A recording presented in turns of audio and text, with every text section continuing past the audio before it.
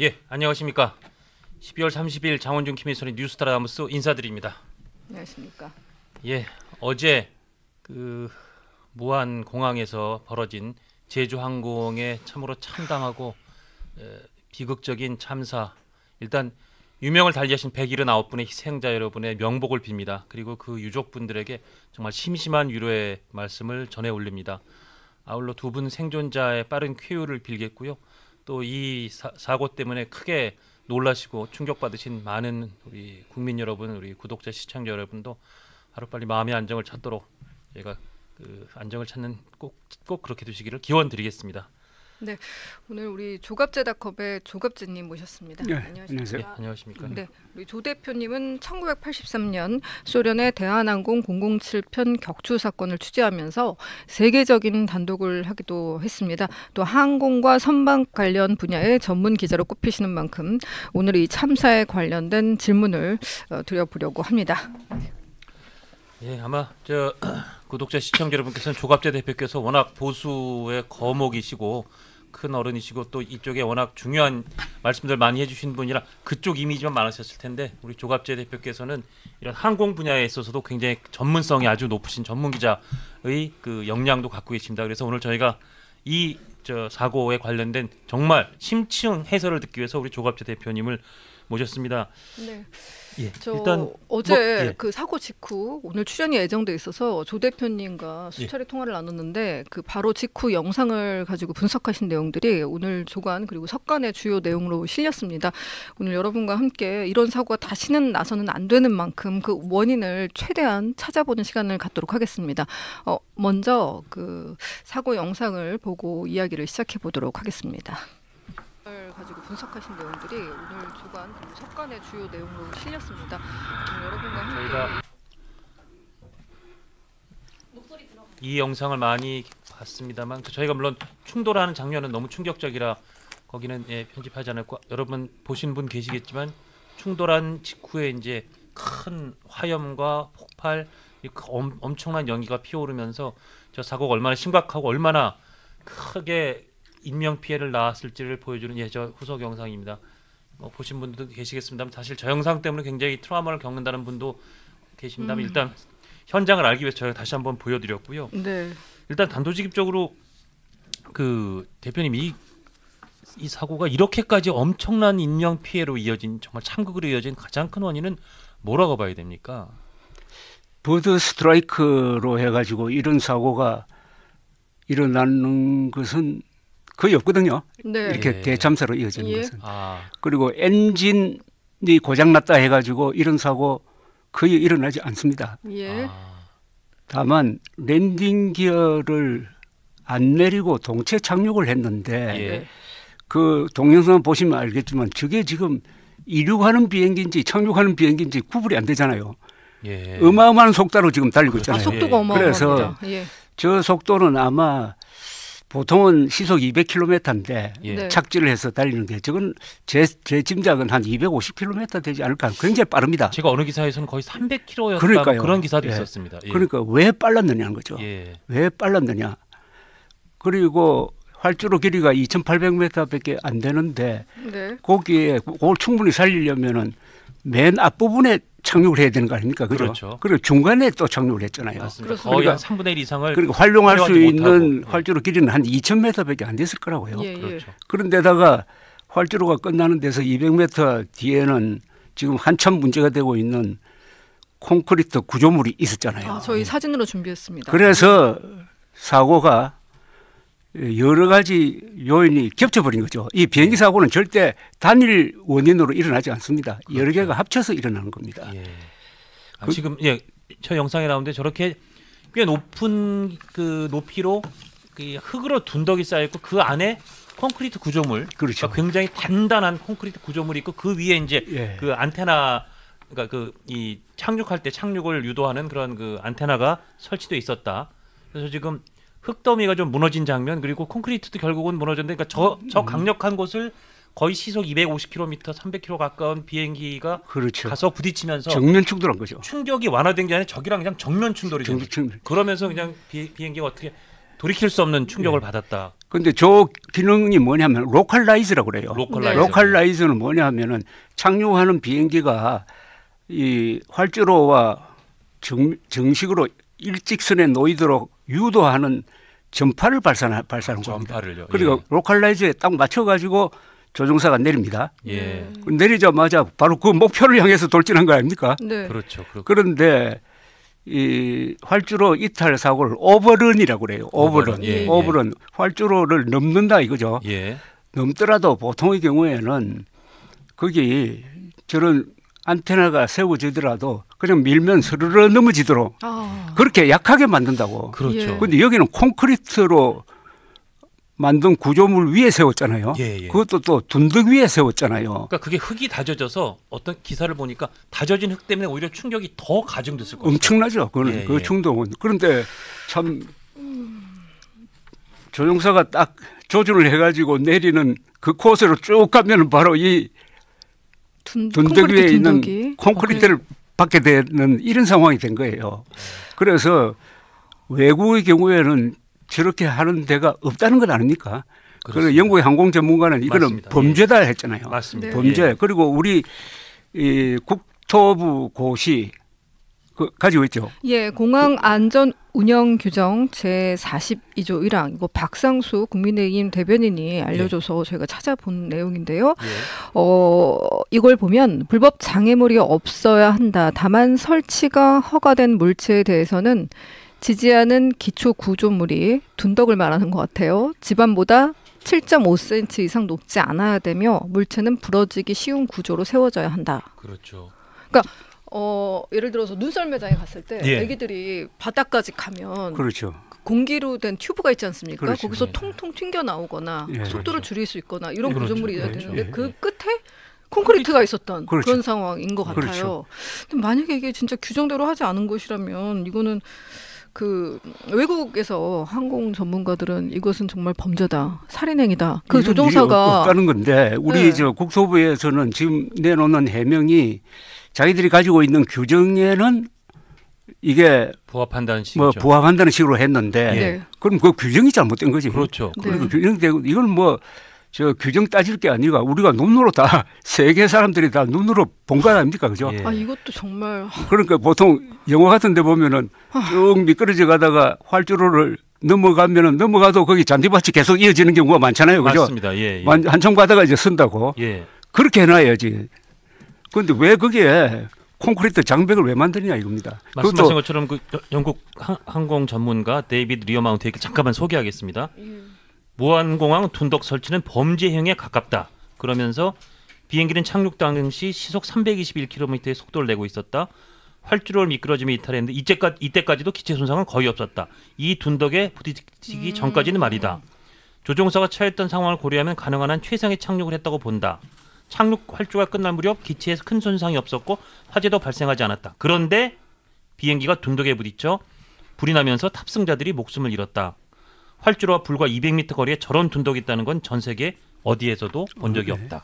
그리고 이 저 박상수 변호사가 이 공군 출신이거든요. 예. 그리고 대한항공에서 대한항공 올해 사내 변호사를 했습니다. 사내 변호사를 해놓으니까 이런 데 잘 알아요. 예. 그래서 이분이 올린 글이 오히려 더 정확한데 이분은 인천, 김포, 양양, 청주, 제주 공항 모두 부러지기 쉬운 가느다란 로컬라이즈가 설치되어 있다. 예.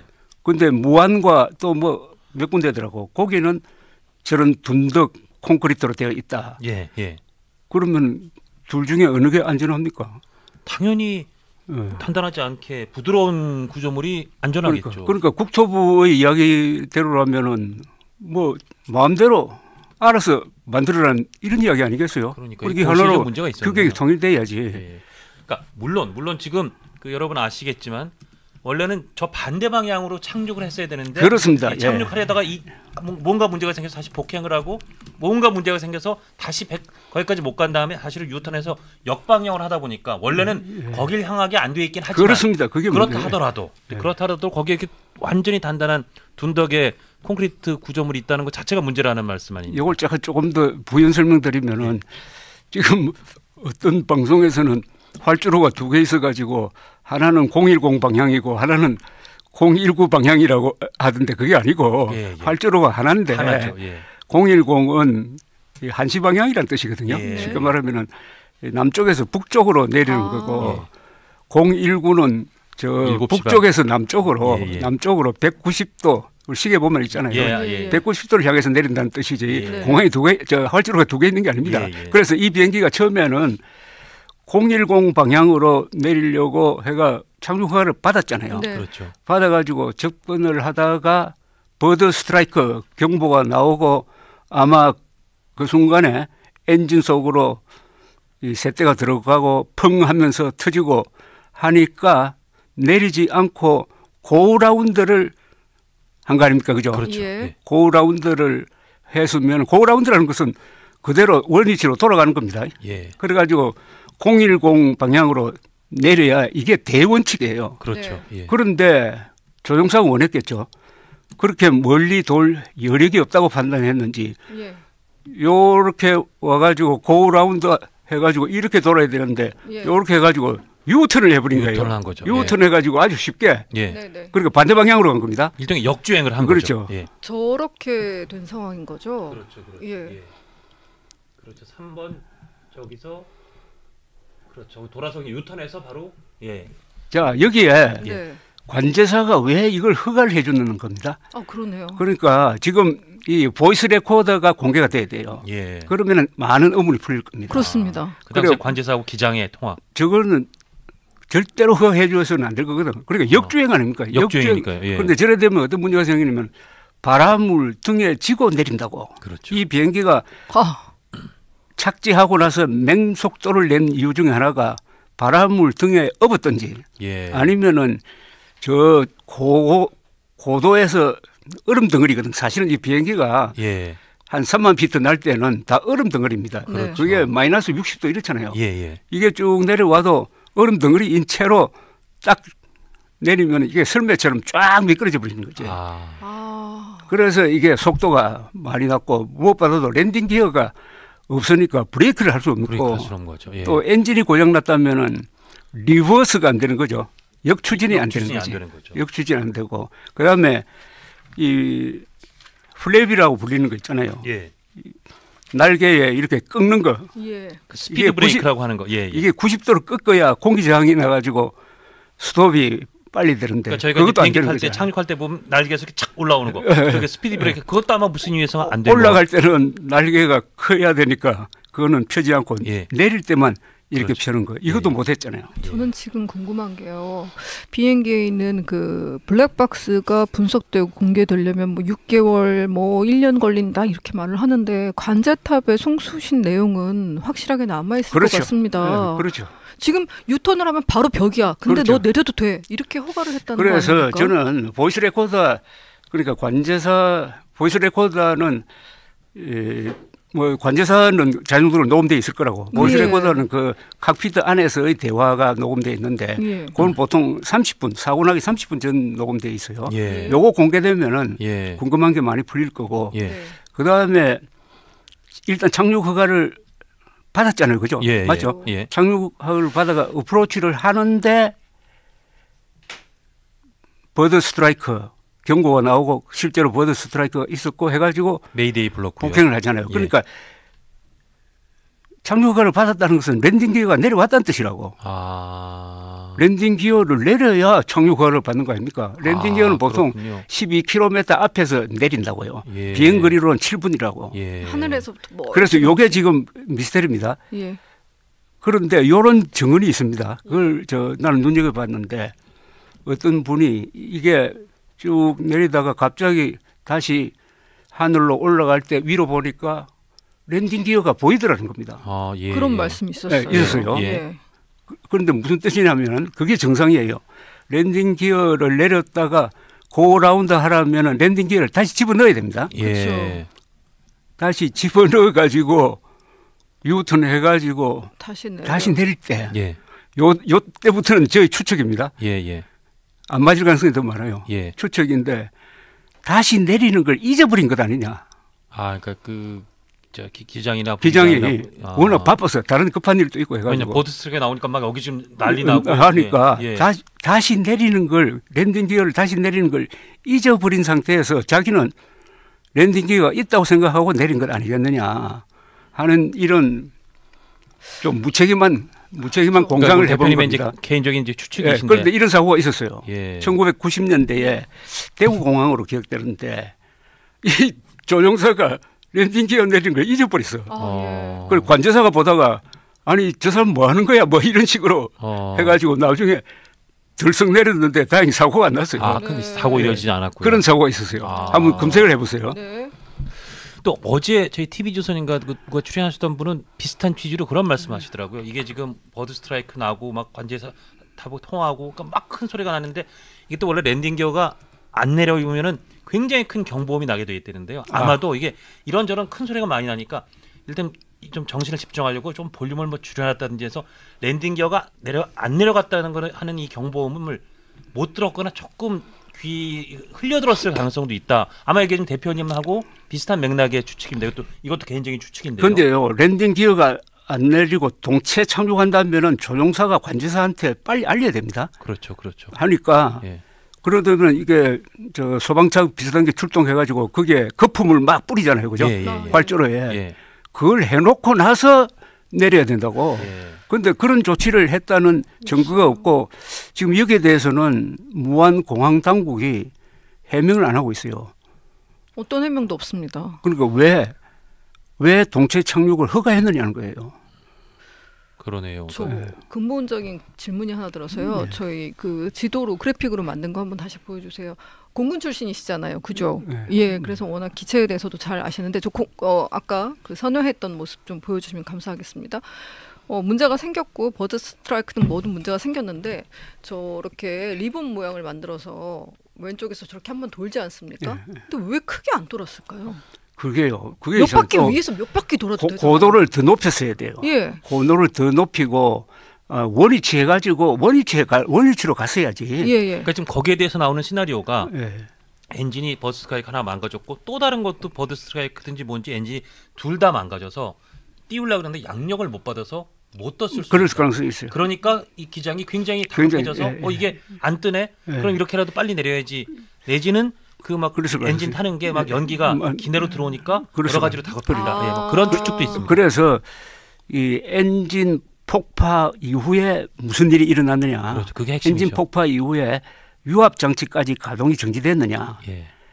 또는 그게 무슨 연기가 들어왔느냐. 예. 하는데 보면 비행기가 약간 이렇게 자세를 고정시키기 위해서 흔들리면서 이렇게 착륙을 하더라고요. 예. 그런데 이 조종사들 이야기는 그겁니다. 처음에 버드 스트라이크를 맞더라도 착륙했어야 된다는 이야기야. 그리고 엔진이 나가더라도 착륙했어야 된다는 거라. 착륙하는 거 뭐 한 2분밖에 안 걸리니까 그 사이에 엔진이 폭파할 리도 없고 왜 복행을 왜 했느냐는 거예요. 복행이 잘못됐다는 거라. 그럼 이 부분 때문에 이제 파이로트 에러 쪽으로 가는데 그러나 그 안에서 무슨 일이 일어났을지 모르니까 이 조종사는 어쨌든 빨리 착륙해야 되겠다는 어떤 강박관념을 가진 것 같죠. 예. 그 상황은 모르는 거예요. 예. 그리고 나서 착륙을 했는데 그 앞에 시멘트 둔턱이 있었습니다. 그게 또 큰 외국에서는 이런 표현을 쓰더라고요. 저 조종사가 파일럿이 내려왔는데 자기 앞에 그런 시멘트 둔턱이 있다는 것을 보고 경악을 금치 못했을 것이다. 이게 어떻게 상상이나 할 수 있었던 일이겠느냐라고 박상수 변호사가 여기 들어오기 전에 저한테 연락을 줬는데요. 박상수 변호사가 그래서 다른 지역의 그 레이더는 어떻게 되어 있는지 사진을 보여줬습니다. 좀 크게 확대해서 보여주시죠. 다른 지방이죠. 로컬라이저 레이더 안테나입니다. 로컬라이저 안테나인데요. 저 밑에 하얀색 줄 보이시죠? 저게 시멘트 둔턱이 아니고 7.5cm를 넘지 않는 그냥 벽입니다. 저 밀어버리면 그냥 쓰러지는 거예요, 그죠? 예, 그냥 플라스틱이 툭툭 쓰러지듯이 쓰러져야 되는 건데 아무 해를 안 끼친다고. 예, 그렇습니다. 저렇게만 돼 있었어도 저렇게 7.5cm예요? 예. 사고 비행기도 적경이랑 부딪히면서 오히려 충격이 좀 완화되고 그 뒤를 이어서 스무스하게 가면서 이런 큰 사고로 이어지지 않았을 텐데 저렇게만 돼 있었어도. 그러고 하나 이 비행기 이게 어떻게 해석이 될지 모르겠는데 이게 저 기체가 앞에를 좀 들린다고. 그죠? 약간 이런 상태에서 가잖아요. 그죠? 왜 이렇게 했을까? 보통 이 랜딩 기어가 있으면 딱 착륙하자마자 이렇게 되잖아요. 그러니까 앞으로 기울어지잖아. 그런데 그렇죠. 이 비행기는 이렇게 돼서 계속 달렸거든. 그래서 네. 제가 방송에서 보니까 어떤 전문가는 마지막까지 그 기장이나 부기장이 이걸 기술 들어올려서 약간 올려서 이 마찰을 받으려고 받으려고 했다. 뭐 그런 그런데 이야기를 그 합니다. 전문가 보기에 그거보단 차라리 동체를 붙여서 이 땅에 마찰을 하는 게 더 좋았을 텐데 그 부분이 아쉽다. 뭐 그런 얘기를 하더라고요. 그런 이야기. 예. 예, 예. 이게 전부 다 한 20초 사이에 일어난 거 아닙니까? 그러니까요. 그죠? 너무 순간적이니까요. 그러니까 제가 참 안타까운 게 아마 그 착륙하기 전에 한 2, 3분은 그 승객실 안이 대혼란이었을 것 아닙니까? 예. 뭐 소리 지르는 사람도 있고 그러다가 이제 착륙하고 해가지고 땅에 딱 닿았을 때는 박수 치지 않았을까요? 아마 그랬을 수. 그 안에 예, 예. 살았다 이렇게 살았다고. 반응이 근데 그 멈출 줄 알았더니 거기서 계속 달려가지고 이렇게 되니까 그것까지 상상하면은 정말 그러나 저러나 아까 말한 이 시멘트, 둔덕, 로컬라이저 이 문제는 이게 진행 중인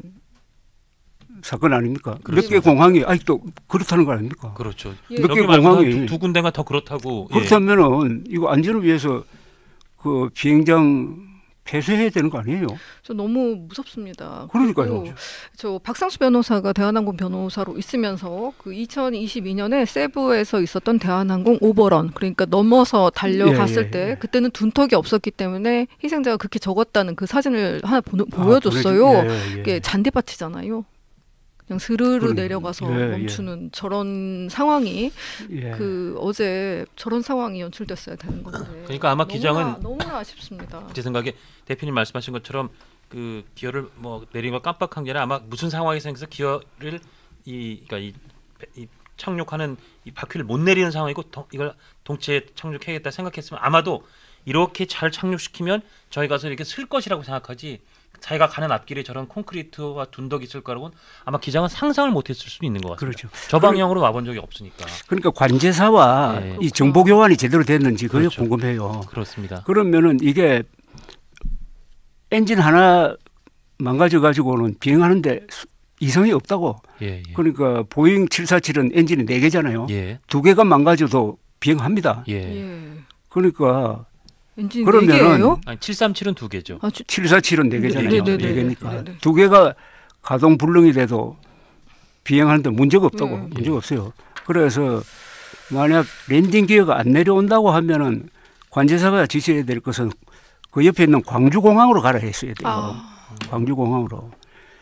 그러니까 랜딩 기어가 안 내려온다는 이 정보가 과연 서로 주고받았는지 랜딩 기어가 안 내려간다는 이야기를 조종사가 관제사한테 했어야 된다고. 예, 예. 그거는 관제사 쪽에 그 녹음되어 있는 아, 것만 그렇죠. 들으면 금방 나오는 금방 알 수 상황인데요. 있어요. 예. 그래서 공개를 안 하죠?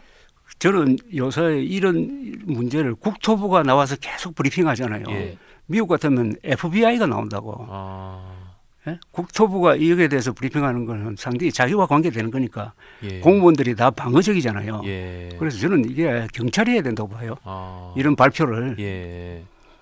그러니까 이거는 이제 그냥 비극 사고를 넘어서 혹시 사건화되는 국면이 있기 물론이죠. 때문에 물론이죠. 예. 네.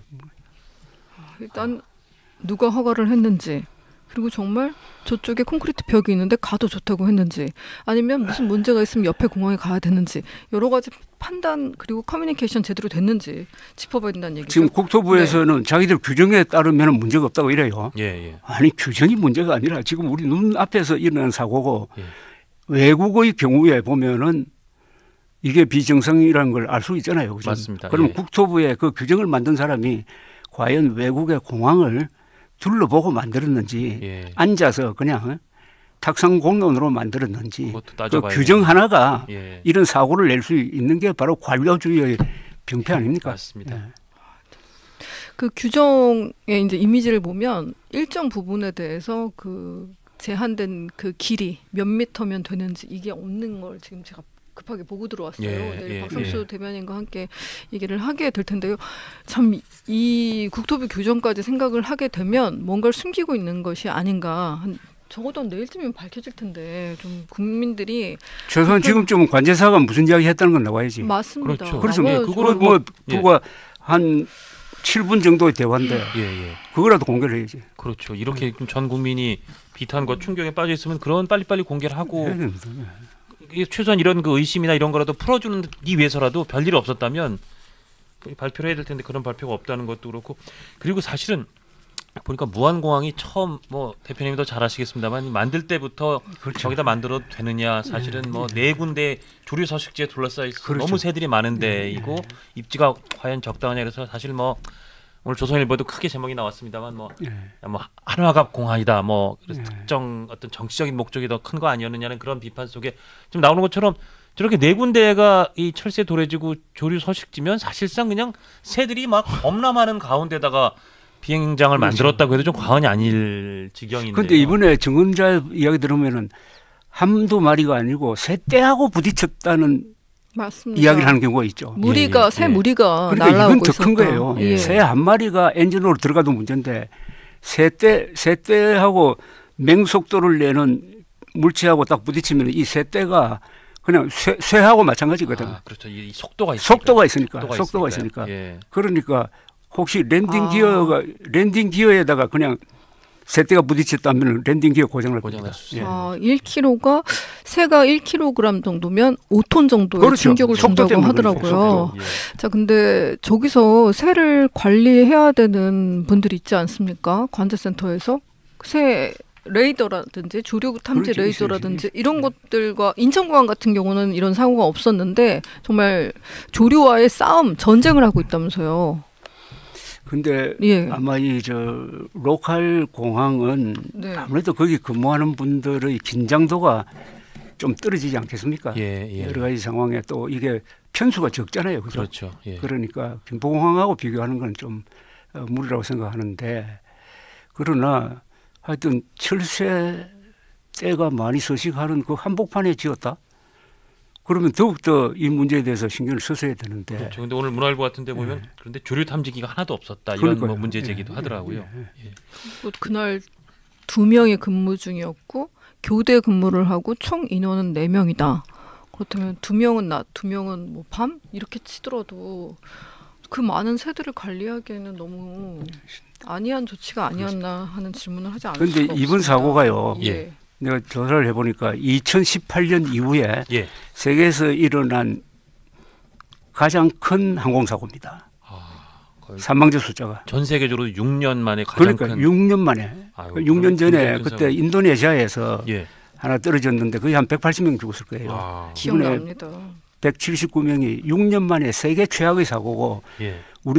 우리나라에서 있었던 사고 중에서도 사망자가 제일 많잖아요. 맞습니다. 국내 사고는 제일 많지 않습니까? 국내에서는. 그 김해 근방에 중국 항공사가 떨어졌을 때 사망자가 아마 160몇 명일 겁니다. 예. 그러니까 이게 세계적 사건입니다. 이게 예.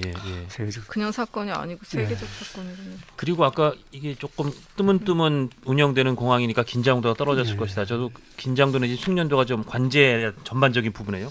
보니까 이 무안공이 2007년에 문을 열었는데요. 예. 이렇게 이번 무안 방콕 노선이 그 12월 8일에 운항을 시작했는데 무안공항 개항 이래로 첫 정기 국제 노선. 국제 노선이죠. 예. 그러니까 그동안은 국내선만 띄엄띄엄 하던 그러니까요. 그 여러 개 이 관리하는 팀이 뭔가 좀 숙련도랑 긴장도가 떨어진 상황에서 그렇죠. 이 사고의 원인을 그것도 제공했을 한번 알아봐야 됩니다. 예. 그리고 아까 그 로컬라이저 안테나 좀 보여주세요. 제가 연합뉴스 기사 4시간 전에 나온 걸 봤는데요. 저 안테나는 15년마다 한 번씩 갈아줘야 한다고 합니다. 예. 그러면 지금 말씀하신 게 2007년에 문을 열었다고 그렇죠. 하셨죠? 그러면 15년이면 2022년인 거죠? 아마 작년에 그래서 아마 바꿨다는 거 같아요. 작년 재작년께 이거를 예. 바꾼 걸로 보여요. 계산으로 따지면 그래서 바꿔서 그때 저 시멘트 구조물을 만들었다고 하더라고요. 이거 확인을 더 해봐야 좀 되는 확인해봐야 건데요. 되겠죠. 제일 처음에 로컬라이저를 어떻게 만들었는지, 예. 그때도 저런 식으로 둔득에 만들었는지 그건 확인이 필요하겠습니다. 예, 맞습니다. 예. 그래서 지금 저게 도대체 언제 만들었나, 누가 만들었나, 예. 로컬라이저 교체할 때 만들었다고 하는데, 로컬라이저 안테나 만들 때 교체하면서 만들었다 하는데, 그래서 이 부분을 아니 좀 근데 챙겨봐야 될 것 제일 같습니다. 놀라운 사실은 예. 국토부도 이 문제 의식을 기자들이 지적할 때까지는 모르는 거 아닙니까? 그죠? 예. 그러니까 그거 뭐 별 문제 안 된다는 거 아닙니까? 지금도 이 순간에 그런 이야기 하잖아요. 자기네 그 네. 고시에 그러면서 무안만 그런 게 아니라 다른 데도 그렇다. 그러니까 지금 아까 제 이거 찾아본 너무 끔찍스러운 이야기 다른 아닙니까? 공항이 한 두 군데가 국내에 그러니까 저런 데가 또 있다는 겁니다. 끔찍스러운 이야기 아닙니까 이거? 맞습니다. 지금 저게 바로 그 비행기가 부딪혀서 큰 참사를 했다고 생각하니까 지금 저 그 둔덕과 콘크리트 시멘트 구조물을 보기만 해도 이렇게 가슴이 이게 정말 덜컥덜컥 내려앉습니다. 그 기장을 보니까 6,000시간 넘게 운항을 했고요. 또 해외에 많은 공항을 다녔더라고요. 활주로를 많이 누볐던 것으로 보이는데 자기 눈앞에 저게 펼쳐질 거라고는 상상을 하지 못했을 것이다. 이 표현이 계속 머릿속에서 지워지지가 않습니다. 6,000시간 이상이 여기에 대해서는 조종사들이 제일 이해를 못한다 그래요. 내가 몇 사람 조종사들 이야기가 왜 조종사가 이런 조치를 취했을까 이해가 안 되는데, 이해가 안 되는 것은 조종사 두 사람이 매우 당황했을 수도 있고 지금 우리가 모르는 상황이 기내에서 벌어졌고 특히 이 조종실 안에서 벌어졌을 것이다. 그래서 엔진 아웃 되면서 유압 장치도 같이 아웃되고 해가지고 조종관 잡고 있기도 힘들 정도로 이게 막 흔들렸다든지 이럴 가능성도 있어요.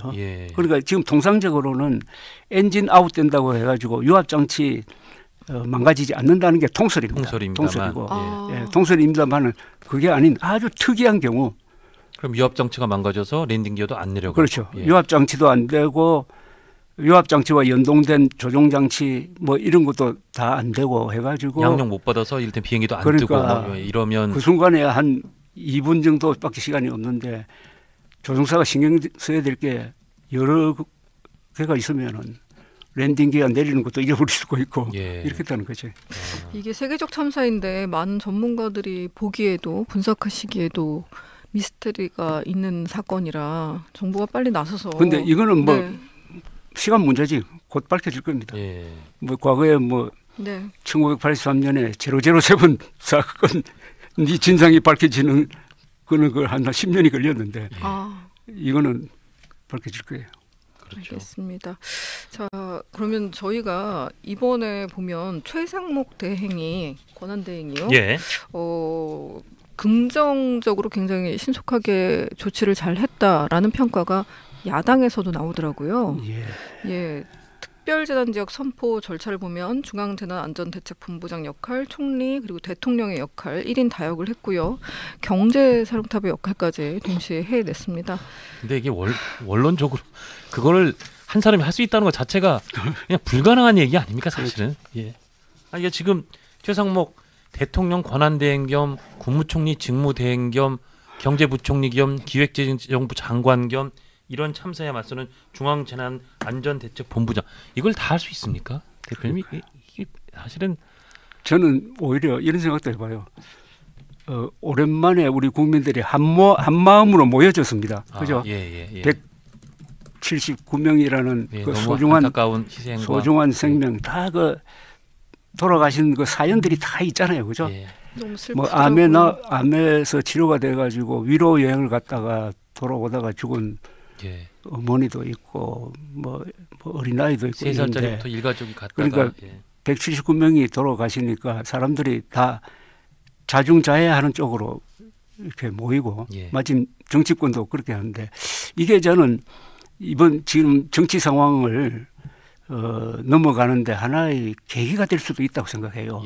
오히려 그렇게 하는 게 179명의 돌아가신 분들의 그 희생을 헛되지 않게 하는 것 아니냐. 그래서 저는 최상목 권한대행 중심으로 이야기를 한다면은 그렇게 하기 위해서는 헌법재판관 3명을 임명해야 된다고 봅니다. 임명해야 된다. 그 권한대행이 임명 못한다는 건 그건 말도 아닌 해석이거든요. 그런데 임명해야 되고 그건 국회 몫이잖아요. 그다음에 지금 권한대행의 고민이 1월 1일까지 그 김건희 여사 특검법하고 내란 특검법을 공포할 거냐 아니면 거부권 행사할 거냐를 결정해야 되잖아요. 사실상 내일까지 결정해야죠. 그렇죠. 그걸 해야 됩니다. 여기에 대해서 저는 이렇게 헌법재판관 3명은 임명하고 저는 내란 특검법은 거부권 행사가 맞다고 봐요. 그 내용이 지금 진행 중인 그것도 막 경쟁적으로 진행 중인 내란 관계 수사와 겹치기도 하고 그게 기간이 약 170일 아닙니까? 170일이면 약 6개월 아닙니까? 그렇습니다. 요 기간 중에 조기 대선이 있다면 겹칠 가능성이 많잖아요. 그렇죠. 예. 그러고 인력이 보니까 검사가 한 50명에다가 뭐 한 200명 되더라고요. 예. 그건 완전히 일종의 계엄사령부가 만들어지는 거 아닙니까? 예. 그리고 자료 요구를 뭐 거절하면은 뭐 불이익을 준다는 그런 조항도 있고 하니까 예. 더구나 특검을 야당이 지금 그렇죠. 야당 임명하는 추천하겠다는 거 거죠. 아닙니까? 예. 추천하는 거죠. 예. 추천하겠다는 예, 건데 그렇다면 이거는 합의를 여야 합의가 필요하다 해가지고 거부권 행사하면은 또 최성목 대행에 대해서 또 탄핵을 걸까요?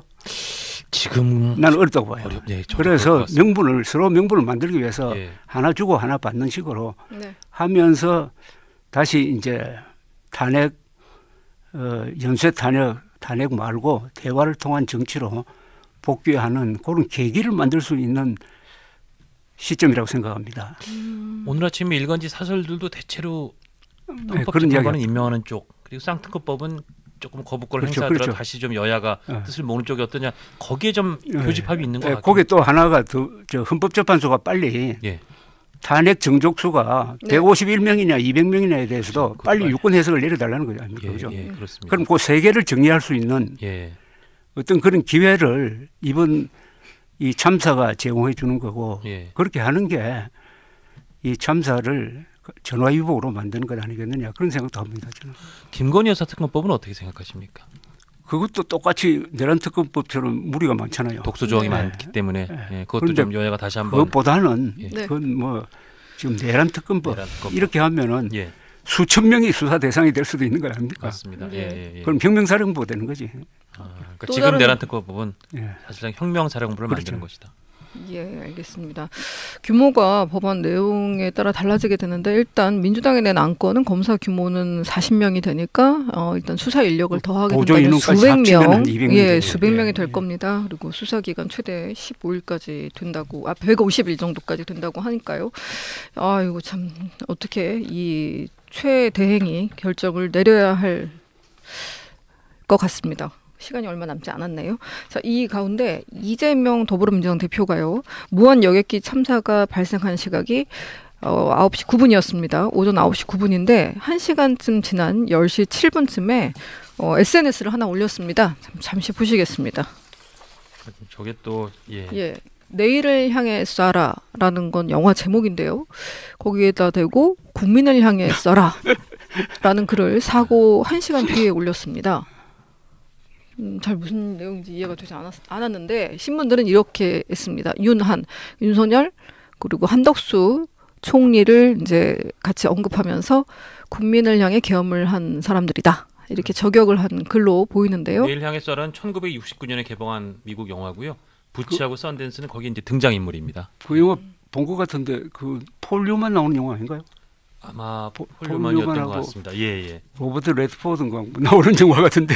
정말 옛날 그 클래식 고전 영화인데. 예, 예. 그 아주 좋은 근데 영화. 저거를 좋은 영화인데 저거를 하필이면 그런 참사가 일어나서 막 국민들이 그때만 해도 물론 뭐 전원 이렇게 대부분이 사망할 줄은 몰랐지만 수십 명이 사망했다는 소식을 이미 알아서 비탄에 젖어가던 시점이었는데 저기 뜬금없이 저걸 올려서 그 댓글도 혹시 준비가 됐는지 모르는데 제가 댓글 그때 지워지기 예, 전에 예. 댓글을 보니까요. 보셨습니까? 예. 예, 뭐 국민이 보통받고 있는데 지우세요. 비행기 추락했어요. 글 내리세요. 글 내려. 장난치지 말고 지금 상황이 즐겁지. 진정 소시오패스인가? 뭐 이재명 뭐도 못 가리는 X. 속히 내려주십시오. 그러니까 국민들이 야, 이 와중에 이건 좀 너무한 거 아니냐는 댓글이 아마 폭탄처럼 쏟아져서 결국 30분 만에 글을 삭제하긴 했답니다. 그러니까 망고의 진리가 잘 나갈 때 조심하라는 거 아닙니까? 예. 그래서 오후에는 또 다른 모습을 보이기도 했습니다. 예. 저희 PD님께서 이건 좀 봐야 될 것 같다 했는데 이제 왼쪽은 오전 10시 그리고 오른쪽은 현장에서 유가족을 찾아서 무릎을 꿇은 모습입니다. 근데 참 그 이재명 대표가 이런 참사 이런 비극이 있을 때 조금 이렇게 국민들하고 뭐 정서가 이 동기화가 안 되는 모습을 보여주는 게 그 전에도 있었습니다. 저걸 그 우리 저 예전에 한번 모신 적인 우리 영등포을 네, 영등포을 국민의힘 당협위원장이 페이스북에 띄웠던데요. 그 내용도 한번 혹시 보여주실까요? 예, 이런 내용이었어요. 이재명 대표를 향해서 공감 능력이 당신은 있는 거냐라고 물으면서 2021년 물류센터 화재 당시에 그렇죠. 맛칼럼니스트 황교익 씨와 함께 떡볶이 먹방 유튜브를 촬영했던 사실을 공개했습니다. 저게 아마 그 뒤에 있는 뭐 시간을 측정할 수 있는 뭔가 있는데 그 시간이 이천 물류센터에서 대규모 화재가 나서 사상자가 많이 발생했던 상황인데 마컬럼니스트 황교익 씨 진보 쪽에서 굉장히 보이스가 센 분이죠.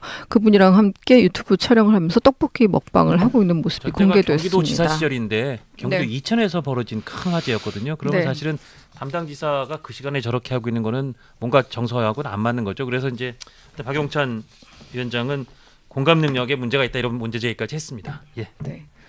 그리고 저희 대표님께서는 말씀을 그냥 이제 더 이상 안 하실 것 같아요. 관련해서. 근데 사실 이 사진은 하나 여쭙고 싶습니다. 지난 금요일에요. 한덕수 당시 권한대행에 대해서 탄핵안을 표결하고 본회의장에서 자리로 돌아가는 모습이 포착이 됐는데요. 정말 저희가 그때 생방송으로 저 표정이 정말 특이하다 해서. 제가 그래서 그날 이거 신문에 일면 사진 될 것 같다. 근데 다 일면이 됐어요. 다 일면이 됐어요. 저희가 이제 보여드렸는데 그래도 제가 보여드리려고 한 건 저잖아요. 아 그럼요. 네. 예, 예. 근데 저게 일면 사진이 됐는데요. 참 저기 나라가 굉장히 그 대행이 탄핵이 되는 정말 안타깝고 억장이 무너진 상황 아니었습니까? 근데 소시오패스의 정의가 뭐죠? 사회적인 생활이 불가능할 만큼 자신만을 생각하는 이기적인 사람 뭐 이렇게 저희는 알고 있습니다. 공감 능력이 좀 현저히 떨어진 약하거나 거. 마비됐다는 거죠. 그렇습니다. 그렇죠. 예. 다른 사람들이 슬퍼할 때 웃고 맞습니다. 다른 사람들이 웃을 때 슬퍼하지 않고 예. 그런 공감 능력이 부족한데 사실은 정치인은 공감 능력이 부족하면 정치인 자격이 없는 거거든요. 예. 그러니까 우리나라에 공감 능력이 부족한 사람이 좀 많죠. 그런데 이런 사람들이 가장 강한 권력을 가질 때 그때 이제 문제가 되는 건데 예. 이 공감 능력을 교육을 통해서 어떻게 함양하느냐 하는 게 저는 굉장히 중요하다고 봐요. 예. 그게 네. 바로 인문교육인데 네. 인문교육이라 하면은 보통 문사철이라고 그러는데 예. 문학 뭡니까? 사학과 역사, 철학. 예, 예. 철학 그게 두 개가 더 붙어야 되는데 예술 그리고 체육이거든요. 체육. 예. 그런데 우리나라가 이게 이 부분이 망가져 버린 게 지난 한 40년 사이에 진행된 한글 전용이라고 생각합니다. 예. 한글 전용을 통해서 언어 능력이 너무나 퇴화돼서요. 네. 언어 능력이 부족하면은 연동돼 가지고 분별력이 망가집니다. 예. 예. 이 언어라는 것은 사람의 사고를 지배하잖아요. 맞습니다. 그러니까 분별이라는 것은 첫째가 선악 분별, 그다음에 피악 구분하는 거 예. 이거거든요. 예. 그런데 공감 능력이 부족한 사람은 저는 틀림없이 문해력이 떨어질 거라고 봅니다. 예. 문장 해동력. 예. 예. 그래서 인문을 교양을 다시 우리가 회복시켜야 국가 엘리트도 나오고 국민들 수준도 높아지는데 그 출발점이 우리나라 언어 구조상 70%의 언어는 한자로 쓰고 30%는 한글로 쓰게 돼 있잖아요. 예. 예. 그래서 한자 한글 혼용을 해야 됩니다. 예. 그래서 뭐 최근에 금일중 과제 제출 요망 그랬는데 금요일 날 다 내래 엄마들이 금요일 날 다 냈대잖아요. 근데 예. 아니, 전봇대가 세로로 서 있는데 왜 가로등이라고 하느냐고 네. 하는 사람도 있고. 그러니까 참 웃픈 얘기인데 이게 이거 맞습니다. 예. 웃을 이야기가 아닙니다. 맞습니다. 우리 저 같은 언론에 종사하는 사람들이 그동안 잘못한 게 이겁니다. 바로 한글 전용으로 감으로써 한국어의 70%가 암호 아니면 소리가 돼버린 거예요. 예. 암호 아니면 소리가 되면은 자연히 언어 생활이 거칠어집니다. 예. 그러네요. 거칠어지고 애매모호해져 버리고 예. 정확성이 떨어지고 네. 정확성이 떨어지면은 고급 정보를 전달하는데 문제가 생기죠. 예. 그러니까 과학 논문 한번 읽어보십시오. 예. 네. 과학 논문은 다 한글로 돼 있어요. 예. 그 용어는 전부 다 한자인데 가수분해 이거 전부 다 한자로 써야 되는데 예. 그러니까 읽을 수는 있어요. 예. 근데 의미는 모르는 거예요. 아. 관로하고 뭐 영어 막 쓰고 있는데 그러다 보니까 한자를 안 쓰다 보니까 할 수 없이 영어를 갖다가 씁니다. 그러니까요. 조사하고 이런 거 말고는 그게 영어를 사대주의 아닙니까? 예, 그게 사대주의다. 그렇습니다. 예. 한자가 우리나라 말인데 예. 예. 세종대왕이 한글을 만들 때 한글 전용하라고 만든 게 아니잖아요. 예. 한자 한글을 같이 쓸 때 편하게 정확하게 쓰도록 한 건데 하긴 이재명 대표가 올리는 트윗이나 그 특친들 친구들한테 하는 얘기를 보면 굉장히 간단하고 간명하고 그렇죠. 네. 네. 또는 의성어나 뭐 이런 것들도 많이 활용을 한글로는 하고 그거는 할 수 있어요. 지금 예. 말씀하신 간단하고 뭐 웃기는 거 이런 건 할 수 있지만은 신조어들 쓰고 깊은 뜻이 예. 들어가 있는 철학적인 언어 소통은 안 되는 거 아닙니까? 그러니까요. 예. 요즘은 그러니까 너무 가벼운데 이렇게 길들여지다가 보면은 저런 실수를 하는. 알겠습니다.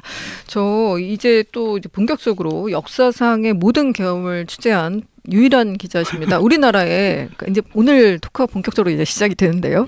우리나라에 4번의 계엄이 있었습니다. 맞습니다. 그런데 역사상 4번의 계엄을 모두 다 취재한 유일한 기자가 지금 여기 뉴스트라다무스 스튜디오에 계시고 우리 조갑재 대표님이십니다. 그래서 금요일 날 검찰 공소장을 낸 것은 아니고요. 김용현 전 장관에 대해서 수사한 내용, 공소장의 핵심 내용 정도를 뽑아서 보도 자료를 냈습니다. 저희 대표님도 보도 자료를 접하셨는데요. 왜 검찰은 윤석열 대통령의 비상계엄을 내란으로 규정을 했을까요? 그 보도 자료를 보니까 공소장을 요약한 거더라고요. 맞습니다. 예, 네. 한 건데 물론 김용현 전 국방장관 공소장이지만 거기 윤석열 대통령 이름이 많이 나와요. 49번 나온답니다. 그러니까 49번. 예. 중요 임무 종사자 김용현 그리고 내란 우두머리 윤석열 이런 이제 구도를 이미 짜놨더라고요. 네. 짜놓으면서 거기에 윤석열 이름은 안 쓰고 그렇죠. 대통령 이렇게 대통령으로 예, 적시했습니다. 그런데 예. 거기에 왜 내란으로 보느냐 하는 또 그걸 쓰더라고. 예. 아주 이례적으로. 예. 그래서 국헌문란의 목적이 있었다. 예. 예. 국헌문란의 목적은 뭐냐? 바로 국회를 무력화시킨다. 또 여기 아주 재밌는 게 있어요. 국회를 무력화시킨 다음에 별도 입법기구를 만들려는 구상을 했다는 겁니다. 예, 예. 의도라고 표현을 했는데 예. 그건 여기까지 별로 나온 이야기가 아니에요. 맞습니다. 이게 좀 네. 새로운 사실이었습니다. 그게 사실이라면 완전히 혁명을 하겠다는 생각을 갖고 있었다는 거 아닙니까? 네. 국회를 해산해버리고 예. 그걸 대체할 만한 기구를 하나 만들겠다고 하면 그게 어느 정도의 의도인지 막 구상인지 예. 그거는 알아봐야 됩니다. 그리고 선관위를 장악하고 서버를 반출하고 말하자면 헌법기관을 장악하려고 하는 의도가 분명하다. 또 그걸 실행하기 위해서 군대를 동원해가지고 국회가 계엄 해제 결의를 못하도록 저지하려고 했다. 예. 네. 뭐 총을 쏴도 좋다. 뭐 그런 비슷한 이야기도 했다. 뭐 이렇게 해놓고 그 다음에 재밌는 게 폭동입니다. 예. 그러니까 국헌문란의 목적을 가지고 있더라도 그것을 수행하기 위해서 폭동을 하지 않으면 그건 내란죄가 성립이 안 돼요. 그렇죠. 그런데 폭동을 했다는 거예요. 그럼 예. 폭동은 뭐냐 하면 간단히 말하면 계엄군 동원했다는 게 폭동이라는 겁니다. 예, 예. 네네. 왜냐 계엄군 동원하는 게 이게 합헌적 계엄이 아니므로 예. 이 자체가 불법적 계엄이고 그다음에 동원해가지고 포고령으로도 계엄법에도 없는 국회와 선관위를 장악하는 방향으로 계엄군을 동원하고 예. 또 그 주변 지역에 평온을 해쳤다. 예. 그러므로 이것은 폭동이다. 국헌문란의 목적을 가진 폭동으로 봐야 된다. 예. 그러니까 많은 사람들은 아니 어떻게 계엄군이 폭동군이 될 수 있느냐 하는데 해석을 이런 식으로 해가지고 계엄군 출동 자체를 불법으로 보고 그것을 국헌문란을 위한 또 사람들을 위협해가지고 일정한 지역의 평온을 해칠 정도의 폭동으로 봤다. 예. 이렇게 딱 한 페이지 정도 딱 요약을 했더라고요. 예. 네. 그러니까 내란 우두머리로 본다. 그런데 이게 얼마나 끔찍한 일입니까? 이 검찰이 바로 윤석열 정부의 검찰 아닙니까? 예. 그게 더 그리고 좀 검찰총장 충격적이었어요. 출신 예, 예. 아닙니까? 예, 예. 맞습니다. 검찰총장을 현직 대통령이자 전 검찰총장에 대해서 현직 검찰이 내란 혐의가 인정된다. 국헌문란을 위한 폭동을 했다. 이렇게 규정을 했다 이거예요. 예. 예. 그러니까 굉장한 사건 아닙니까? 이것은 이게- 거의 바뀌기 힘든 내용이라 이렇게 볼 수도 있을 것 같습니다. 자, 이 그동안의 계엄을 수차례 보셨습니다. 근데 이번 계엄도 좀 특이점이 있긴 하지만 제가 계엄을 예. 취재한 유일한 기자는 이런 뜻입니다. 어떤 건 현장에서 취재한 것도 있고 사후적으로 취재한 것도 있는데 취재를 해가지고 기록을 남겼다는 거죠. 네. 예. 취재만 한 게 아니고 예, 예, 그래서 저는 5.16에 대해서 그리고 1972년 10월 17일에 있었던 유신 선포 예. 이게 쿠데타입니다. 이게 전형적인 친위 쿠데타입니다. 예. 그리고 12.12에서 5.18까지 이어지는 한 5개월간의 기나긴 계엄, 예. 네. 계엄 상황과 이 쿠데타, 기나긴 쿠데타 이번에 실패한 쿠데타. 예. 그런데 두 개가 친위 쿠데타 성격입니다. 즉 유신 선포는 박정희 대통령이 한국적 민주주의라는 기치를 내걸고 아예 국회를 해산시켜버리고 헌법도 새로 만들어버리고 예. 네. 해가지고 자기의 권력을 강화한 거예요. 예. 네. 예. 그렇습니다. 그러니까 쿠데타는 권력 탈취용 쿠데타도 있지만 자기가 가지고 있는 권력을 강화하기 위한 쿠데타도 있다고. 예. 그런 점에서 이번에 윤석열 대통령의 내란 혐의는 친위 쿠데타적 성격이 강합니다. 예. 그런데 이 경우는 실패한 거지. 왜 실패했다고 보십니까? 왜 실패했느냐고요? 그 검찰 보도 자료에 자세히 나와 있죠. 네. 그 읽어봤죠. 예. 왜 실패했다고 봐요. 제가 조 대표님과 함께 얘기를 했을 때는 말씀을 나누었을 때는 조 대표님께서 이렇게 말씀하셨습니다. 너무나 허술했고 그러니까요. 혼자 전화를 계속 돌리고 있었는데 따르는 사람은 없고.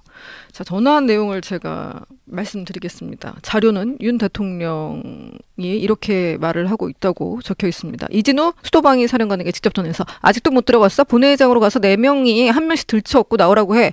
문 부수고 들어가서 끌어내. 총을 쏴서라도 문을 부수고 들어가서 끌어내. 그리고 윤 대통령이 오전 1시 30분 이후에도 이 전 사령관에게 전화해서 이거는 이제 계엄이 해제된 뒤죠. 그러니까 내가 계엄 선포되기 전에 병력 움직여야 한다고 했잖아. 해제됐다고 하더라도 내가 2번, 3번 계엄 선포하면 되는 거니까 계속 진행해. 이렇게 말을 하고 다시 윤 대통령이 곽종근 특수전 사령관에게 연락을 했을 때는 이건 아직 계엄이 해제된 때는 아닌데 아니 국회로 이동 중인 헬기가 어디쯤 가고 있냐. 그러면서 다시 연락해서 의결 정족수 국회 내부에 지금 안 채워진 것 같으니까 빨리 국회 안으로 들어가서 의사당 안에 있는 사람 데리고 나와. 문짝을 도끼로 부수고서라도 안으로 들어가서 다 끄집어내. 이런 식으로 계속 전화를 돌렸어요. 그러니까 지금 말씀하신 네. 데서 딱 사람들이 가장 지금 뇌리에 남는 포인트가 세 군데더라고요. 예. 총을 쏴서라도 그다음에 내가 2번, 3번 계엄 선포하면 되는 거니 계속 진행해. 네. 그리고 문짝을 도끼로 부수고라도 예. 다 끄집어내라. 이 세 부분이 지금 많은 국민들이 가장 예. 뇌리에 남는 근데 지점으로. 이렇게 하면서 전화를 굉장히 많이 돌리고 굉장히 말을 많이 한 것 제가 같은데 그래서 아무도 다른 사람이 없다는 것 같다는. 기억하시겠지만 네. 이 계엄 선포하고 다음 날인가 방송하면서 제가 그랬잖아요. 네. 참 이번 계엄은 치열하게 허술했다. 네. 치열하게 허술했다. 예, 그 말이 지금도 맞는 것 같습니다. 그래서 제가 예. 군대 안 간 국군 통수권자의 병정놀이라고 하는 거예요. 그렇죠, 맞습니다. 예. 이거 병정놀이입니다. 왜냐하면은 네. 이렇게 과격한 지시를 했으면 시행이 돼야 될 거 아닙니까? 과격합니다. 그러니까 총 한 방 쏘지 않았고 네. 한 사람도 잡아넣지 않았고 한 사람도 부상 안 당했어요. 예. 네. 그러니까 그러면 그러면 다행입니다만 그건 대통령의 명령이 그만큼 하나도 안 들어졌다는 것도 정말 신기한. 신기하죠. 이게 신기한 이 일이에요. 어마어마한 명령이 명령 계통으로 쭉 내려오면서 실제 병사들에게 전달되는 과정 속에서 완충 현상이 일어났겠죠.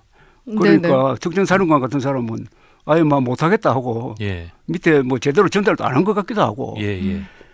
그러면 이게 아니 국군 통수권자가 명령을 내렸는데 아무도 안 움직여? 이런 군대가 무슨 군대죠? 당나라 군대라고 할 수는 없고 근데 자유민주주의 국가의 군대라고 보통 하잖아요. 우리 옛날에는 우리는 네. 이런 군대를 장개수 군대라고 하기도 하고 조조 군대라고 하기도 했는데 예. 네. 요새 우리나라에서 당나라 군대라고 하는 사람이 많은데 예. 그건 좀 오해가 당나라는 세계 최강의 제국인데 그 당나라 군대를 아주 비하하는 것은 신라 사람들이 그랬다고. 아, 그렇습니다. 예. 예, 신라가 당나라하고 한번 싸운 적이 있거든. 그러니까 네. 당은 해당이 안 되고 하여튼 오합지졸 아니 우리 군대가 오합지졸하면 됩니까? 예. 국군 통수권자의 명령이 통하지 않는 국군 이거 정말 너무 문제입니다. 그만큼 대통령의 계엄 지지 상황이 도저히 따를 수 그렇죠. 없었다 이렇게 보여졌을 그러니까 것 본인과 김용현 예. 두 사람 정도 빼고는 거의 대부분이 이건 될 일이 아니다. 될 일이 아니다. 이것을 수행했다가는 큰일 난다. 예, 이건 또 내가 처벌을 받겠다. 예, 헌법 위반이다. 이런 걸 인식했으니까 안 한 거죠. 예. 네. 그다음에 결정적인 요소는 시간입니다. 시간. 예. 예. 10시 30분쯤 계엄 선포하고 그다음에 포고령이 11시 아닙니까? 그죠? 예. 11시에서 2시간 뒤에 해제했습니다. 국회에서 계엄 딱 2시간 시간대밖에 없어요. 예. 그런데 미리 딱 알려줘 가지고 미리 국회 옆에 갖다 배치해 놓은 것도 아니고 대부분의 지휘관들은 방송 보고 알았다는 거 아닙니까? 그죠? 예. 그때부터 소집해 가지고 부대 편성하고 현장에 출동하는 사이에 시간 다 지나간 거예요. 네. 예. 그래가지고 마지막에 14명 체포조 명단이 내려갔다가 나중에 그거 다 잡아 넣을 수가 없으니까 3명만이라도 그러니까 한 30분 전에 그러니까 그게 12시 30분일 겁니다. 예. 12시 30분에 수정 명령 해가지고 내려갑니다. 그게 세 사람을 우선 잡아라. 네. 우원식, 이재명, 한동훈. 한동훈 예. 그래가지고 또 출동을 해요. 예. 그 부대가 예. 국회까지 갑니다. 예. 그래서 미리 대기하고 있는 경찰하고 또 만나가지고 하는 사이에 계엄 해제 결의가 돼버린 거예요. 예. 예. 시간이 없어요. 시간. 예. 만약에 그렇다면 0시 38분에 다 필요 없고 지금 우원식, 이재명, 한동훈 도시는지 먼저 체포해서 구금시설 수방사에다가 이동하면 된다. 포승줄과 수갑을 써라라고 0시 38분에 얘기를 했는데 20분 뒤에 해제됐어. 받고 국회에 도착했을 때는 50분인가 그래요. 네. 그 10분 전이라고. 네. 거기서 10분 동안에 뭘 합니까? 그러니까 모인 사람들 뭐 점검하다가 해제 결의 나와버린 거죠. 그러니까 해제가 늦었으면은 또 큰일이 나긴. 해제가 늦었으면은 몰라요. 해제가 늦었으면은 몇 사람 잡아갔을 수도 있는데 해제가 늦어졌으면은 그러니까 계엄 해제를 적극적으로 막으려는 지시는 있었는데 실행이 안 된 거예요. 네. 그죠? 실행이 안 됐다. 저는 궁금한 게 있습니다. 새벽 2시, 3시쯤에 만약에 계엄을 선포하면 할수록 그래도 확률은 더 높아진다는 건데 왜 9시 반부터 이렇게 뭐 준비하는 그거부터가 이게 두수가 없으니까 군대 안 간 윤석열 대통령에다가 그 윤석열 대통령을 무조건적으로 추종하는 국방부 장관 두 사람이 머리를 맞대고 해놓으니까 이게 뭐 준비도 제대로 안 되고 준비만 해도 됩니까? 훈련이 돼야지. 이건 이 작전은 전쟁만큼 중요한 실수가 허용되지 않는 작전 아닙니까? 아니 훈련도 안 하고 계획도 없이 또 아는 사람 극히 제한된 범위 안에서 해가지고 어떻게 성공을 하겠습니까? 근데 성공 안 한 게 뭐 다행인데. 결과론적으로 다행이죠. 그래서 제가 안타깝게 생각하는 게 우리나라 군대가 이런 대접을 받을 군대가 아니거든. 맞습니다. 제가 20세기에 국가 발전을 위해서 가장 위대한 일을 한 군대는 이스라엘 군이고 그다음에 대한민국 국군입니다. 국군이 지난 70년 동안에 한 역할을 보면은 건국의 초석이었어요. 그다음에 호국의 간성 역할을 했어요. 근대화의 기관차 역할을 했죠. 민주화의 울타리 역할을 했습니다. 앞으로는 자유통일의 무력이 돼야 됩니다. 어마어마한 일을 한 군대를 지금 완전히 아까 말씀드린 당나라 군대 비슷하게 이렇게 만들어 놓은 사람이 누굽니까? 윤석열 대통령 아닙니까? 여기에 대한 책임은 이게 뭐 형사적으로 따질 수 없다고 하더라도 이건 역사적인 죄지. 역사적인 죄. 대통령이 입장을 냈습니다. 이번에 화재가 났을 때 어제 저녁에 입장을 냈더라고요. 눈을 좀 의심했습니다. 소중한 생명을 잃은 분들과 사랑하는 이를 잃은 분들 그리고 사랑하는 이를 잃은 유가족분들께 깊은 애도와 위로의 마음을 전한다. 라고 하면서도 이 어려운 상황을 하루빨리 극복하도록 저도 국민 여러분과 함께 하겠습니다. 직무 정지된 상태임에도 메시지를 내놓았습니다. 그런데 그걸 또 비판할 수는 없잖아요. 그렇죠. 국민의 한 사람으로서 같이 애도에 참여하는데 그러려면은 뭐 이 수사에도 협조하고 그렇죠. 그러니까 이렇게 시간 끌게 하지 않고 대통령답게 남자답게 보수답게 행동해야죠. 보수답게. 보수가 맞다고 생각하세요? 자기가 보수라고 하니까. 알겠습니다. 그러니까 보수의 미학. 제가 항상 하는 이야기가 사람이 좀 멋지게 보여야 되는 거 아닙니까? 권력 가진 사람은 멋지게 보이고 남자답게 보이고 뭐 또 그분은 상당히 호탕하잖아요. 그런데 어떻게 이래 돼가지고 제가 뭐 여러 분 때풀이 하지만은 목숨 걸 용기도 없고 하야할 용기도 없으면은 안 했어야지. 안 했어야죠. 지금 고인이 된 그 강수연 배우가 사석에서 많이 해석이 어떤 영화에서 대사로도 인용됐지만 좀 일본말이 나오지만 우리가 돈이 없지 가오가 없냐? 그 말을 강수현 씨가 많이 해서 그걸 정말 인상 깊게 들은 감독이 어느 유명한 영화에도 이제 대사를 차용했는데 그 말이 진짜 야 우리가 돈은 없을지언정 정말 그 가오 그러니까 정말 체면과 멋과 이런 것까지 잃을 수는 없는 거 아니냐? 우리 그런 걸로 사는 사람 아니냐? 이제 그런 얘기를 배우들한테 했다는 건데 아마 그런 맥락의 소위 가오를 지금 대통령이 잃어가는 게 아닌가? 그게 가오가 자존심 아닙니까? 그렇습니다. 자존심. 예. 아니 인간이 최종적으로 자기를 지킬 수 있는 힘은 자존심에서 나오는 거 아닙니까? 예. 자존심을 잃어버리면은 사람이 아니라 뭐 짐승 노예가 되는 거 아닙니까? 저 매일매일 놀라운 속보들이 쏟아지고 있는데요. 오늘 같은 경우는 오전에 공조수사본부, 공수처경찰 국방부 조사본부가 대통령에 대한 체포영장을 청구했습니다. 체포영장 청구도 역시 헌정사상 최초라고 하는데요. 그렇죠. 대통령은 이제 어떻게 해야 될까요? 자 이제 네. 그게 구속영장을 청구한 주체가 공수처냐 아니면 공조수사본부냐 공조수사본부입니다. 그거 좀 애매하죠. 공조수사본부로 근데 알려져 아마 있습니다. 공조수사본부인데 아마 공수처의 주임 검사 이름으로 아마 영장을 청구됐을 겁니다. 예. 그래 언론 봐도 공수처라고 나오는데 예. 근데 공수처는 내란죄 수사는 할 근거가 없다고 그러더라고요. 그래서 직권남용을 하던 거를 타들어와서 하는 식으로 일단 약간 편법으로 하고 있다. 그래서 이제 예. 경찰 내란죄 수사권을 가지고 있는 경찰을 끼워 넣어가지고 네. 공조수사본부를 만들어가지고 지금 몇 사람 구속했어요. 예. 구속했는데 지금 윤석열 대통령 측에서는 수사권이 없다. 그러니까 그 소환에 응하지 않겠다. 수사권이 없다는 것은 공수처도 없을 뿐만 아니라 공조수사본부라는 게 법정기구도 아닌데 예. 그러네요. 이렇게 이야기를 하는데 근데 이미 또 그렇게 해가지고 구속됐다고 몇 사람이 예. 그러면은 판사가 이제 고민할 것 같은데요.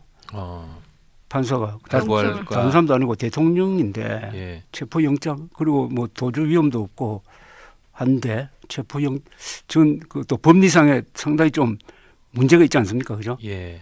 아니 직권남용으로 걸어가지고 그것과 연관된 내란죄를 수사를 한다. 이게 뭐가 안 맞잖아요.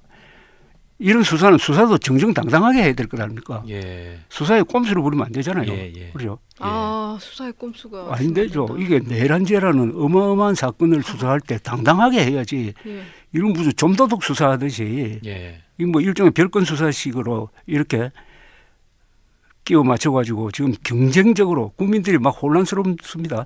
저 사람이 검찰이 구속시킨 사람인지 공수처가 구속시킨 사람인지 경찰이 구속시킨지 구분도 안 되고. 안 됩니다. 맞습니다. 예. 그러니까 왜 수사를 왜 이렇게 하느냐 이거죠. 예. 이게 사실은 그러니까 검경수사권 조정한다고 막 찢어놓고 공수처를 또 만들어놓은 어떻게 보면 민주당이 만들어놓은 일종의 부작용일 수도 그러니까 있긴 완전히 합니다. 이거 어떻게 보면은 막 찢어 발겨놓고 예. 하다가 보니까 이런 일이 벌어졌는데 이런 상황에서 국민들은 뭐 헌정사상 최초의 대통령 체포영장 청구 소식을 듣게 되고 이제 또 영장이 발부되면 어떡하나 그 소식은 또 어떻게 만약에 돼야 되나. 발부되면 대통령은 어떻게 대응해야 된다고 보십니까? 아까 말씀처럼 당당하게 응해야 된다 이렇게 보십니까? 뭐 응하지 않을 수가 없는데 예. 우선 나는 공수처의 정부적 감각에 대해서 좀 의문을 가지고 있어요. 예. 지금 이렇게 대참사가 났는데 예.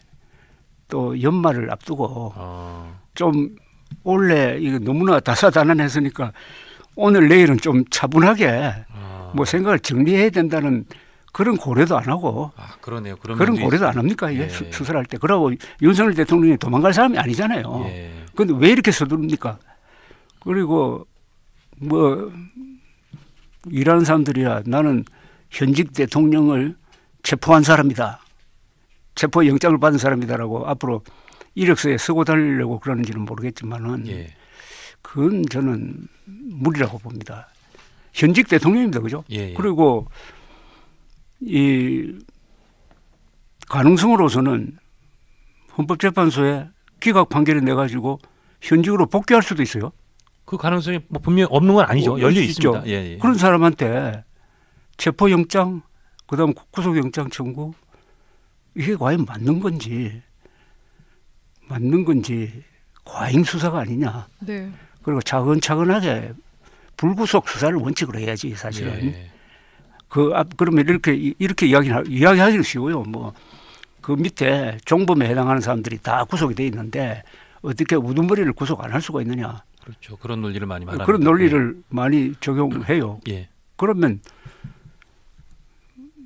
그 밑에 있는 사람도 다 불구속 뭐 수사를 원칙으로 한다든지 이거 저 박근혜 당시 대통령이 탄핵되는 걸로 끝내서야 되는데 이걸 또 수사를 해가지고 나오자마자 한 달 안으로 구속했잖아요, 그죠? 네. 그때부터 잘못된 거지. 그때부터 어떻게 전직 대통령을 네. 구속 수사하느냐는 겁니다. 그리고 왜 구속 재판을 했느냐? 구속 재판했잖아요. 구속 기간 연장해가면서 예. 그런 모델을 우리가 따라갈 필요가 있느냐? 그러니까 이 수사는 엄정하게 한다는 것은 공정하게 한다는 것이라고요. 예. 공정하게 해야 그게 설득력이 있는 거지. 네. 지금 여러 수사기관이 하여튼 경쟁적으로 하는 건 맞잖아요, 지금. 네. 맞습니다. 네. 예, 예. 그리고 이제 여기에 이제 또 특검까지 하게 되면 이제 특검에서 또 그걸 다시 다 가져가느냐, 뭐 또 수사에 어떻게 보면 혼란이 빚어질 가능성도 있습니다. 이런 수사가 결국은 윤석열 대통령 지지 세력을 강하게 만들죠. 그렇습니다. 그렇죠. 예, 맞습니다. 그렇죠. 아, 이제는 우리가 피해자다 이래 되는 거 아닙니까? 예. 아, 윤석열 대통령이 당해도 너무 당한다 해가지고 지금 결집되고 있는 분위기가 있잖아요. 결집시키는 메시지가 될 수 있을 것 같습니다. 체포영장 청구는. 국민의힘의 이 상황에 대한 대응도 좀 마지막으로 짚어보지 않을 수 없는데요. 그러니까 김용현 장관 변호인단이 이제 검찰 발표 아까 우리가 짚었던 그 네. 공소장 이런 내용들이 픽션이라 그랬고 또 국민의힘에서는 이 주장을 기자들한테 이렇게 알림으로 미디어 특위 진짜 뉴스 발굴단에서 이렇게 보내는 거 이걸 놓고도 좀 논란들이 있는데 어떻게 보세요? 이 국민의힘의 대응은? 아니 계속 이야기가 지금 12월 3일로부터 3주 거의 한 달이 흘렀는데 네. 지금까지도 계엄 사태에 대해서 분명한 정리된 입장이 안 나오고 있잖아요. 국민의힘에서요. 예. 나온 거 없잖아요. 그죠? 예, 예. 한동훈이나 이런 분들이 뭐 개인적으로 한 이야기는 있지만 예.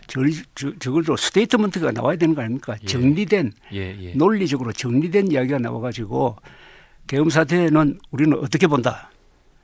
그리고 탄핵 문제에 대해서는 어떻게 본다. 그리고 예. 앞으로 윤석열 대통령과의 관계를 어떻게 정리를 하겠다. 그렇죠. 예.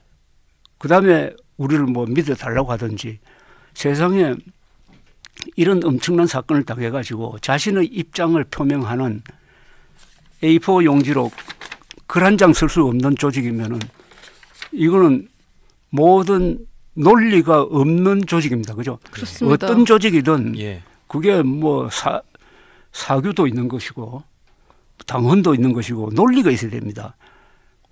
논리가 없는 집단은 패거리 아닙니까? 그죠? 맞습니다. 예. 패거리입니다. 이거 패거리. 예. 존재 이유가 없는 거예요. 예.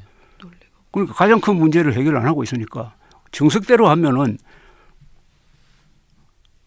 그 다른 데도 아니고 검찰이란 준사법기관에서 내란 우두머리 혐의가 인정되고 국헌 문란을 위한 폭동이다라고 예. 했으면은 거기에 대해서 국민의힘이 해명을 해야죠. 예. 해명하는 형식으로 정리를 하는데 그 정리는 제명 아닙니까?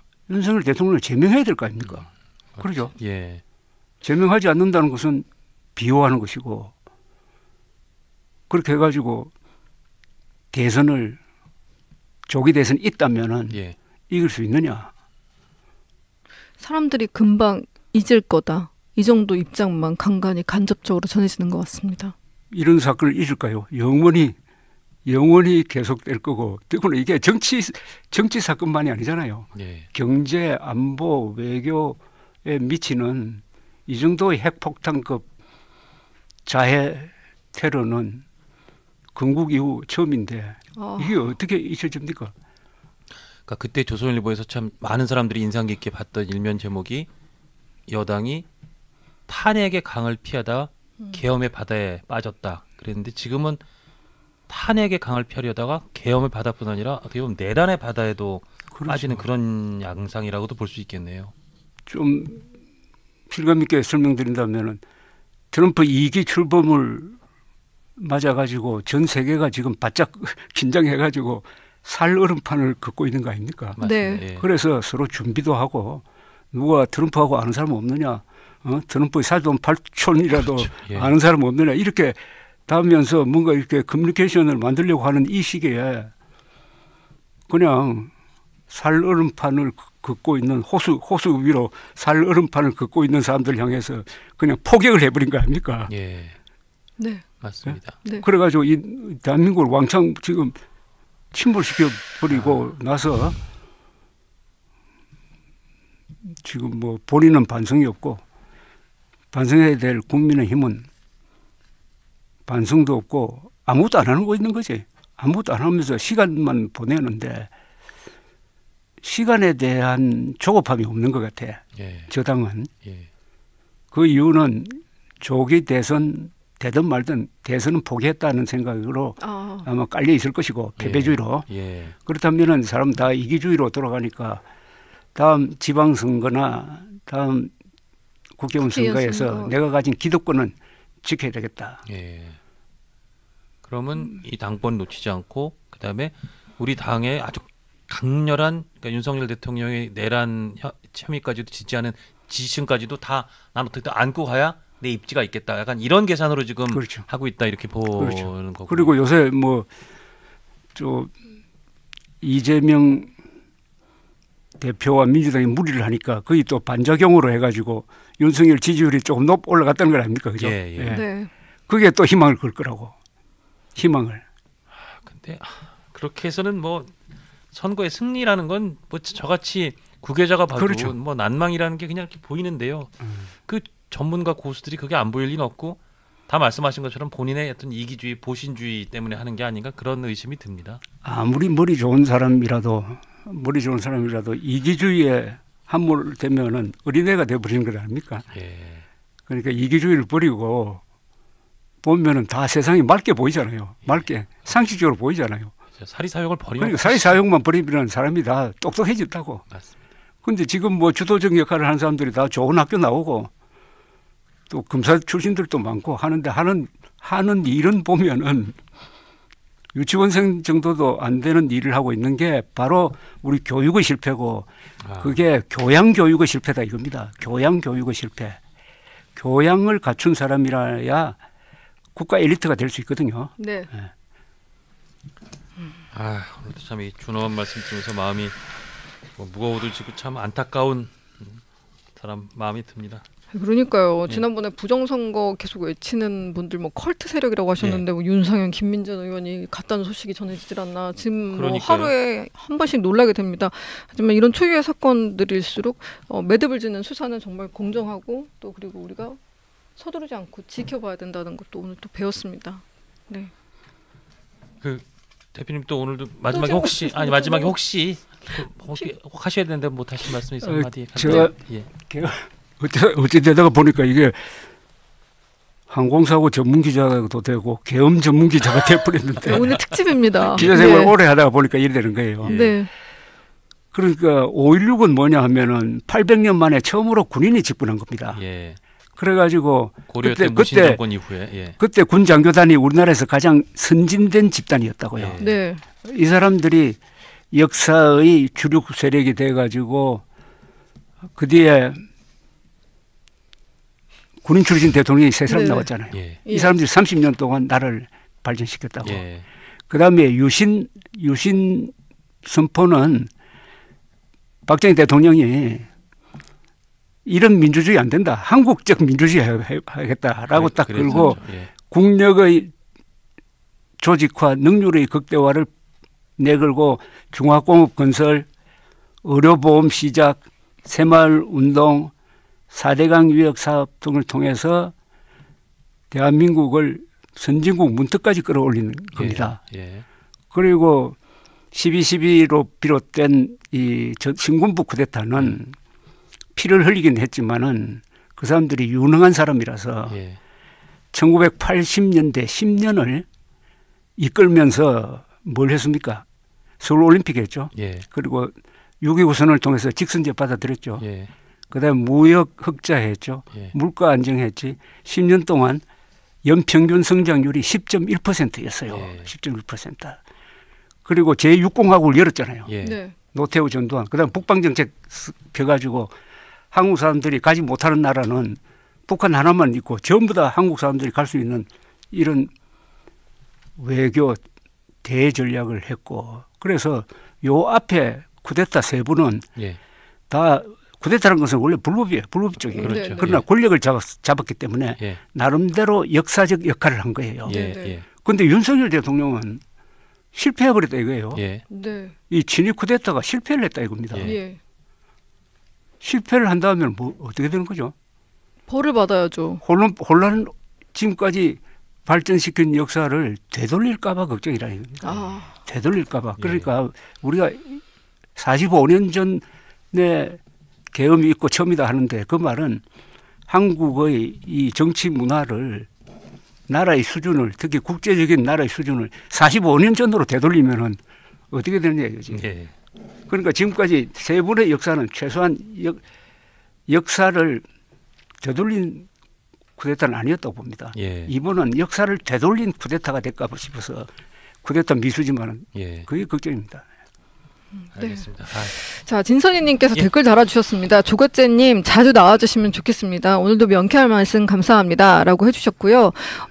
도대체 조거째님을 어떻게 섭외했느냐 많은 분들이 저한테 문의를 해주셨어요. 그리고 뭐 어디 이렇게 김태현 라디오 쇼 가신 건 뭐 90만 뷰나 나오고요. 예. 근데 사실 제가 섭외했다고 말은 하지만 이렇게 나와주시는 거는요 정말 어렵게 모셨습니다. 왜냐하면 장국장님 이렇게 아니. 조거째 대표님한테 저 누가 진행하냐고 그러시더라고요. 섭외를 했더니 장원준 국장님 모시고 합니다 했더니 그럼 나가줄게요 이렇게 해가지고 모시고 일하고 제가 뭐 정말 큰 영감을 많이 장국 국장님 예. 덕분에 모시게 됐단 아이고, 말씀 아닙니다. 다시 제일 한번 중요한 게 드리겠습니다. 바로 옆집에 있잖아요, 제가. 네, 그렇죠. 가깝기도 하고. 그래서 5분밖에 안 네. 했죠. 네. 제 사무실. 누구랑 이렇게 진행하냐 장국장님 그래서 아이고, 또 와주셨어요. 자, 또 댓글 좀 소개해드리겠습니다. 지금 장원준 국장님 우리나라를 꼭 지켜주세요. 한 500님께서 댓글 달아주셨습니다. 우리 국장님이 지켜주실 겁니다. 놀리시는 것 같습니다. 예.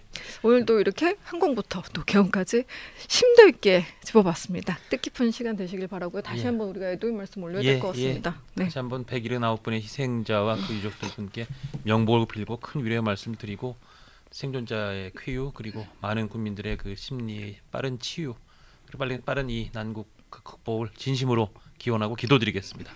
다시 한번 명복을 빌겠습니다. 네, 감사합니다. 대표님도 이제 올해 연말 마지막 뵙는 것 같은데 새해 복 많이 받으십시오. 감사합니다. 감사합니다. 네, 예. 자, 오늘 여기서 마무리하도록 예, 하겠습니다. 뉴스트라마 오늘 여기까지 하겠습니다. 대단히 감사합니다.